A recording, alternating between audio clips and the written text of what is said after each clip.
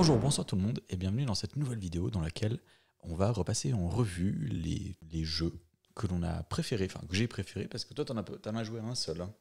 Ici dans la sélection, ouais. 2. Ah oui, c'est juste 2. Oui, j'en ai donc c'est une sélection personnelle, donc ce sont le top des jeux que j'ai trouvé les plus originaux. de ces 6 derniers mois. Voilà, depuis janvier 2022 jusqu'à maintenant. On est parti On est parti. avec le numéro 5.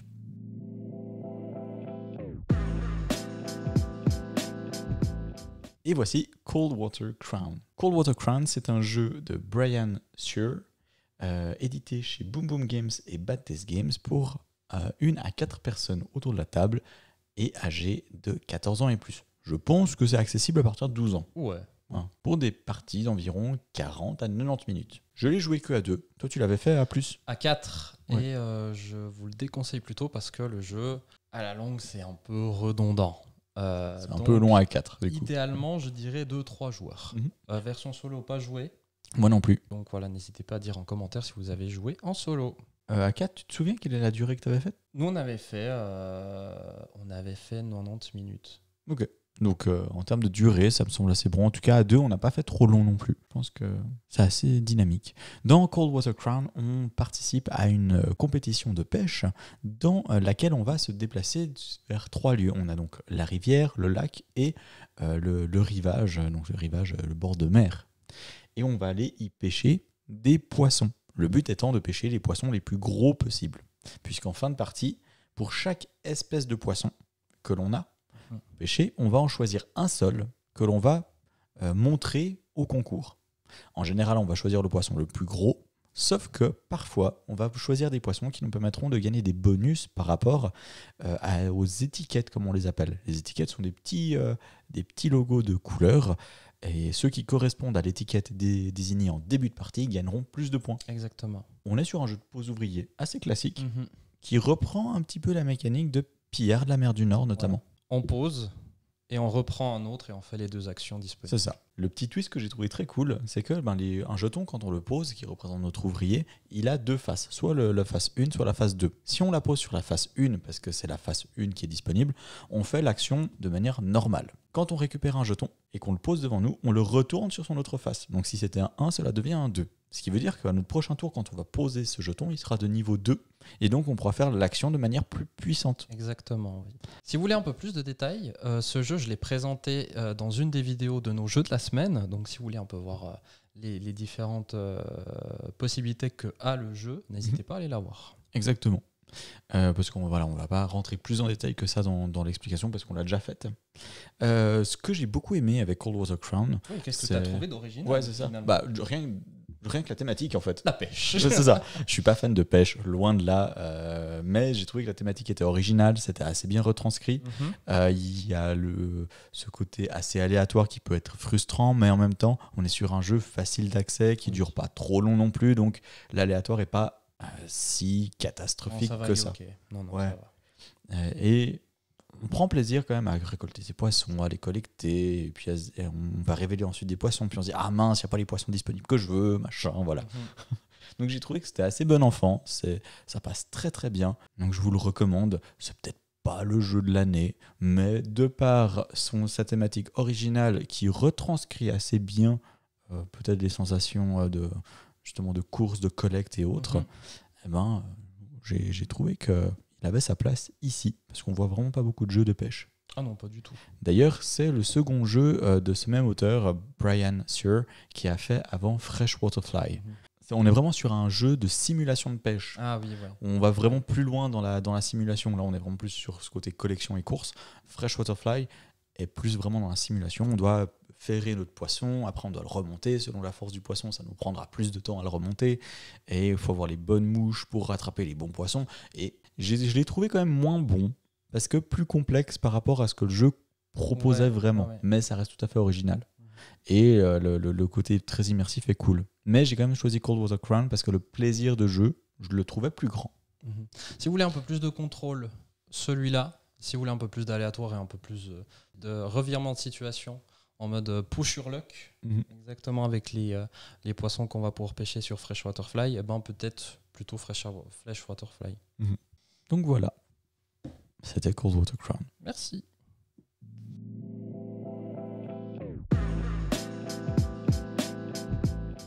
arrive au top 4. C'est ça. C'est une petite nouveauté de chez Gigamic. Gigamic qui m'étonne d'ailleurs par leur revirement de ligne éditoriale parce qu'on est complètement à l'opposé de tout ce qu'ils nous ont proposé jusqu'à maintenant. On est plus sur un côté vraiment ambiance, histoire et côté vraiment moins familial sur la thématique. Bravo à Gigamic pour sortir un peu de leur sentier battu parce que ils produisent du coup des choses dont on ne s'attendait pas. Du coup, à la croisée des chemins, ça va être un jeu qui se joue de 3 à 5 pour environ 45 minutes de partie. C'est un jeu créé par Diego Burgos et Margarita Pino. Pour 12 ans et plus. 12 ans et plus, c'est pas par rapport à la mécanique, mais plutôt par rapport à la thématique, puisque on va être dans un monde dystopique. Il y a 10 univers dystopiques différents. On va passer des zombies à une apocalypse où on est coincé sur une Plateforme pétrolière. Voilà, merci. Exactement. Et du coup, on est sur des sujets aussi très sérieux, puisqu'on incarne des factions. Chaque personne autour de la table incarne une faction, et chaque faction va avoir des idées politiques différentes. On a donc une situation de base, il va falloir dire ce que l'on pense de cette situation de base, pour essayer de convaincre les autres. Et ensuite, on va nous poser des questions. On va poser une question à tout le monde et chaque personne va devoir y répondre. À la fin de chaque question, il va y avoir une phase de vote. On va mettre des petits... Des petits jetons. Ouais, des petits jetons, ces petites canettes, des petites capsules de canettes. Je sais plus comment on les appelle, les languettes de canettes. Les languettes de canettes. Voilà. Si vous avez le nom, vous pouvez le mettre dans les commentaires. Voilà. Ces petites languettes de canettes qu'on va utiliser pour voter dans des petits récipients. Et on fait ceci bien sûr secrètement. On va faire ceci jusqu'à ce que chaque personne ait posé sa propre question. Ces questions sont notées sur des cartes. Et finalement, on aura un événement final qu'on va devoir de résoudre à notre manière avec nos propos, en fait, nos solutions. Tout à fait. Et une dernière phase de vote qui va être un vote double puisque on va mettre notre jeton faction à l'intérieur. Donc on sait qui a voté pour nous à ce moment-là. Voilà, exactement.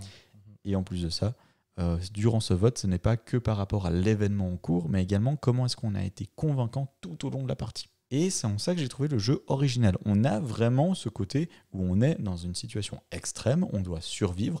Comment est-ce qu'on fait ? On peut se créer un personnage, on peut se créer vraiment des idées et des idéologies politiques. Ouais, disons que ça peut aller très très loin. Il faut vraiment s'immerger dans le jeu. Il faut s'incarner en un personnage, je trouve. Ouais. Parce que si vraiment on n'est pas dans l'histoire et au final tu t'en fous en fait ce qui se passe, ça amène pas un peu de peps en fait dans le jeu. Ouais. Tu vois. Ouais, c'est clair qu'on est vraiment sur un jeu dans lequel on doit y mettre du sien. Voilà. C'est clairement pas pour tout le monde. Mais j'ai trouvé que l'immersion était vraiment là parce qu'on peut aller plus loin dans le jeu où on peut mettre des débats, mais ça risque de rendre le jeu très long. Donc on va normalement chacun dire une réponse et on peut rebondir sur les réponses précédentes. Si vous voulez aller encore plus loin, c'est complètement possible. Voilà. Ouais. Moi, je le vois un petit peu. J'y ai pas joué, mais je me suis fortement intéressé en fait à ce jeu. Il me fait beaucoup de l'œil. Mais tu vois, ça me fait rappeler un dilemme du roi, mais du coup, qui n'a pas besoin de revenir à chaque fois tous les mois pour continuer en fait ta campagne, tu vois. Ouais. C'est vraiment du one shot. Exactement. Alors, je pense que c'est pas aussi poussé parce que là, vraiment, dilemme du roi, tu incarnes une famille, machin, tout ça, etc. Donc, c'est un peu plus tranquille en fait sur ce jeu. C'est ça qui est bien aussi. Ouais. Tranquille, oui et non, parce qu'en fait, tu confrontes quand même des idées importantes. Et du coup, parfois, ça peut révéler certaines personnalités. C'est assez intéressant. Alors oui, ça peut, mais au final, quand tu finis une quête, tu peux passer à une prochaine et puis c'est totalement autre chose.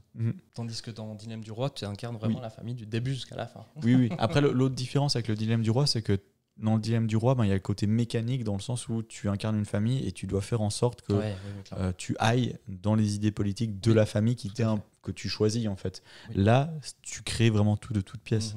Donc, tu peux émettre tes propres avis. D'ailleurs, les premières parties, à mon avis, tu émets tes propres avis parce que c'est pas évident d'être de donner l'avis de quelqu'un que vous n'êtes pas en fait. C'est exactement. Et en plus d'être convaincant. Parce qu'après, on peut incarner un sombre connard, mais du coup, personne ne va voter pour toi. Et le but, c'est quand même de gagner.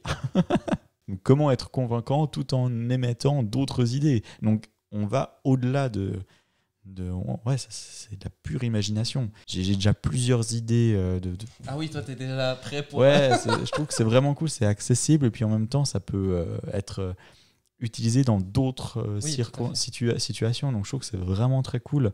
C'est un jeu qui se prête assez bien aussi au bac à sable, dans le sens où il y a des scénarios qui sont là, mais on peut créer ses propres scénarios, quoi. Oui, on pourrait le faire sans ce jeu-là, on pourrait créer soi-même ses propres scénarios, des choses comme ça, mais Au moins là, on a un cadre qui est posé, on a du matériel de jeu qui est fourni, puis le jeu est pas trop cher, il est 29 francs, je crois. Ah ouais, ok. Donc les illustrations sont splendides.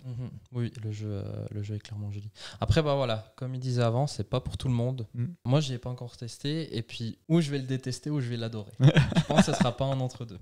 Ouais, ça dépend aussi les gens autour de la table. Oui, très clairement, très clairement. Donc voilà. Merci beaucoup.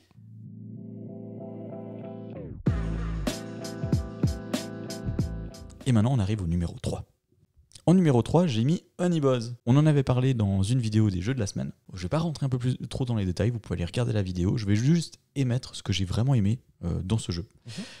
Alors, clairement, c'est la thématique. La thématique, elle me fait vraiment triper. On incarne des abeilles. On incarne une comptable de la reine des abeilles. Et on a découvert l'économie.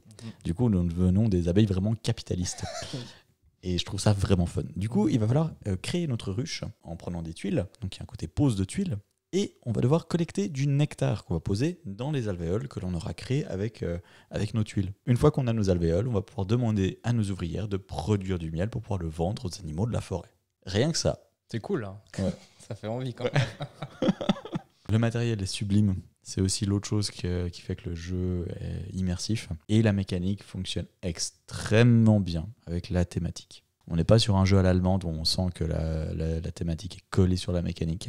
Là, il y a tout est coordonné. C'est ça. Ouais, tout à fait. Alors oui, clairement, on est sur des mécaniques connues, mais elles sont vraiment faites de telle sorte qu'on a vraiment l'impression de faire ce que le jeu nous montre ou nous demande de faire. Donc ça, c'est hyper cool. Même le slogan du jeu, hein, stratégie 100% biologique. Ouais.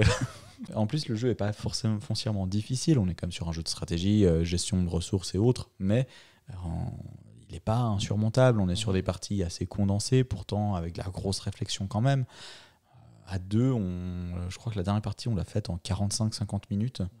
Oui, parce que c'est un jeu de 1 à 4 joueurs pour des parties estimées entre 40 et 90 minutes, conseillé à partir de 10 ans et plus. 10 ans, je trouve optimiste.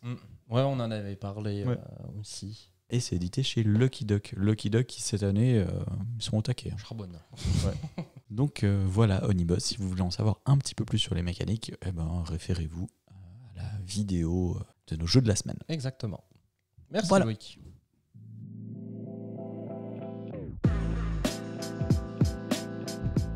Là, il va y avoir un jeu assez massif. Le top 2. En numéro 2, j'ai mis Ultimate Railroad. Je vais peut-être un peu tricher parce que c'est une réédition. Tricherie. Mais je l'ai découvert grâce à cette réédition, puisque ça fait longtemps qu'il n'existe plus ce jeu. Les auteurs sont Helmut Holle et Leonard Orgler.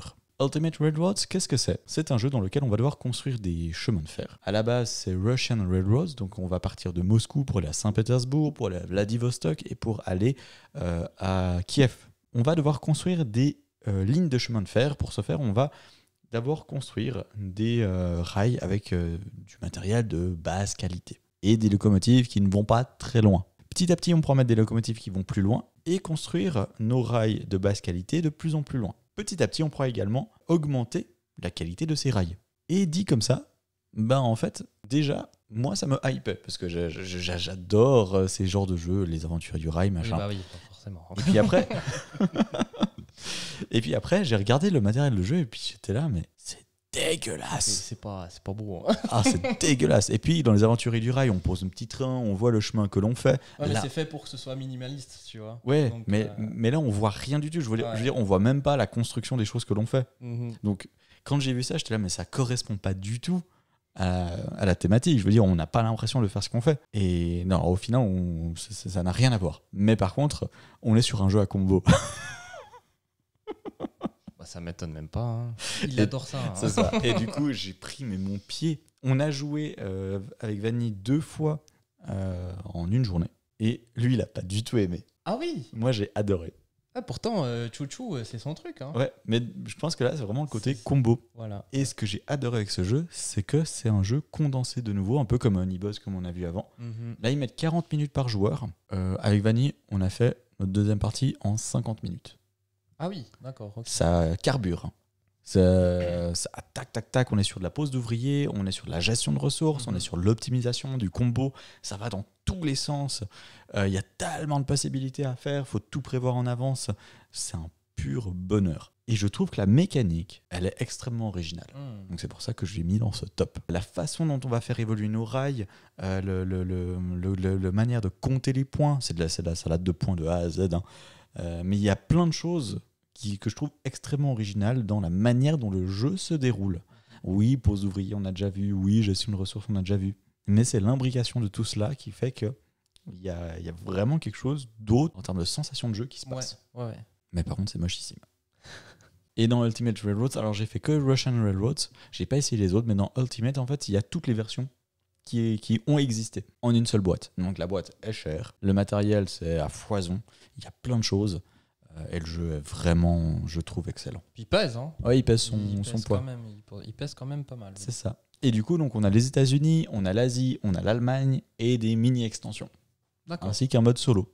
Bon, t'as de quoi faire, en tout cas. Ouais. Hein, Je pense que t'as des sacrées heures de jeu. Rien que Russian Railroads, t'as plein d'heures de jeu parce que t'as plein de stratégies à faire. Bah déjà, en tant que. Ouais, ce que tu dis, hein, rejouabilité. Hein. Donc voilà, ça se joue de 1 à 4 pour 12 ans et plus. 12 ans, strict minimum, je pense. Et ils mettent 40 minutes par joueur, comme je disais, mais clairement, on peut carburer. Après, peut-être que, comme j'ai pas essayé les autres, peut-être les autres sont un peu plus longs. C'est possible, ouais. Et c'est édité chez Zedman pour la version française de cette nouvelle édition. Parfait. Est-ce que ça te hype? Non. J'en je étais te dis honnêtement, non, pas du tout. Non, ça me... Déjà, en fait... Le visuel. La boîte, voilà. Et pourtant, mais, la boîte, elle est jolie quand même. Je trouve pas. Ça mérite d'être clair. Mais le truc, c'est que maintenant, je dépasse un peu ça, tu vois. Ouais, Il faut voir un peu le gameplay, mais non. Non, je préfère les animaux. Un petit honey buzz. Un petit honey-buzz, voilà. Ah bah oui, ça va. Mais pas des trains. Mais du coup, si vous avez l'occasion de l'acheter et que vous aimez ces gros jeux à l'allemande, foncez parce que il mérite le détour. Mm-hmm.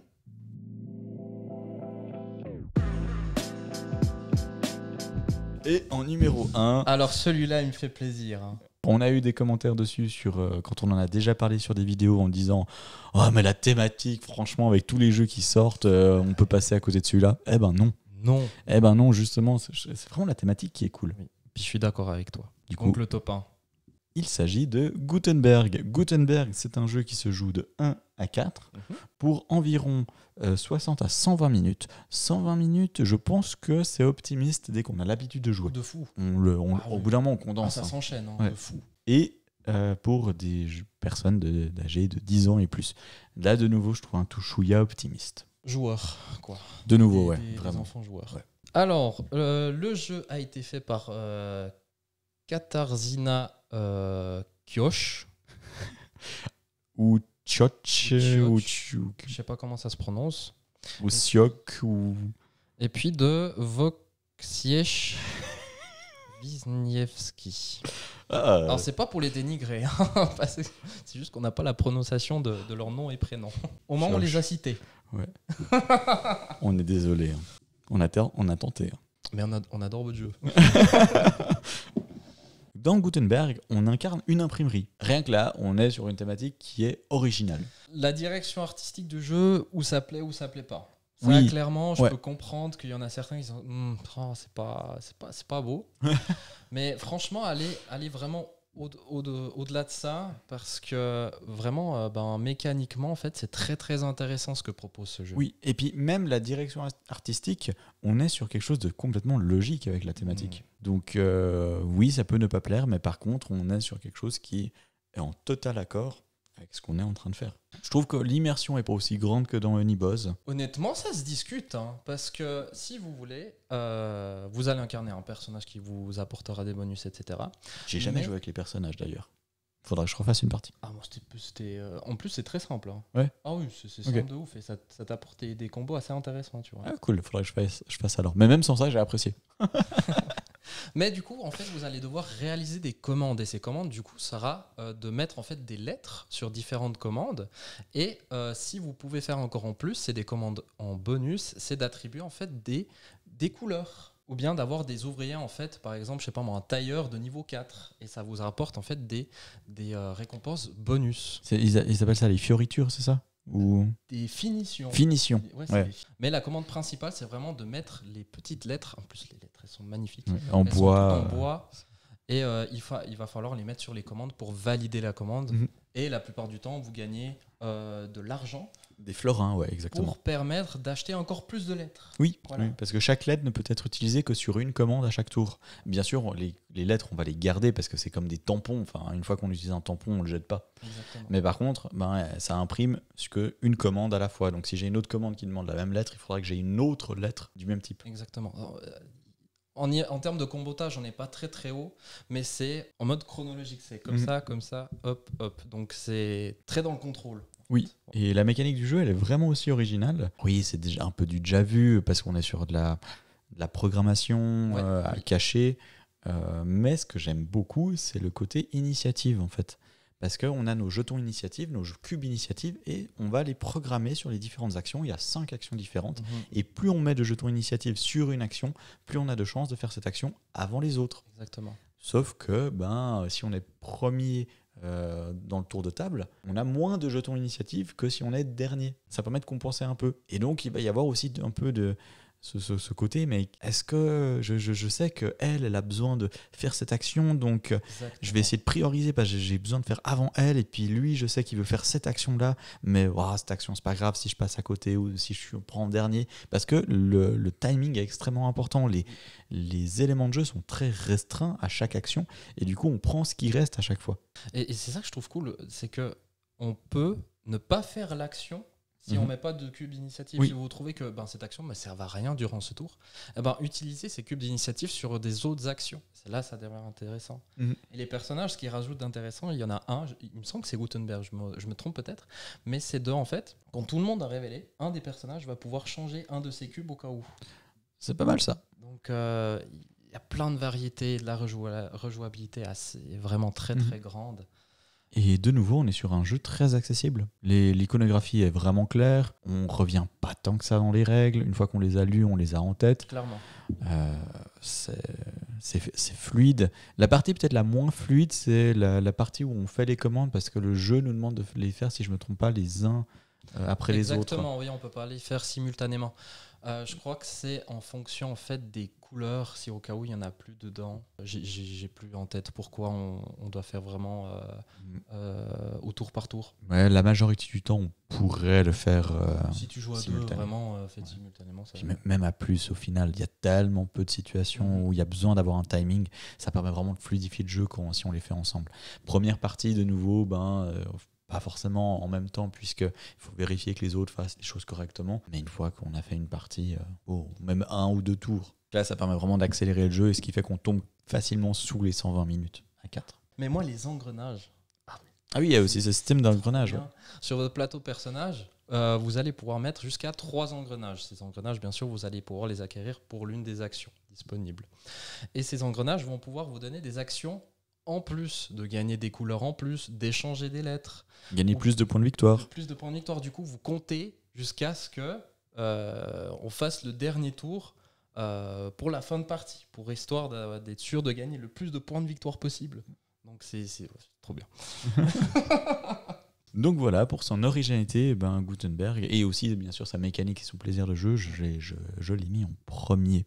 C'est édité en français chez Atalia. En Suisse, Atalia c'est compliqué à avoir, donc en Suisse c'est chez Our, mais c'est la version allemande. Oui.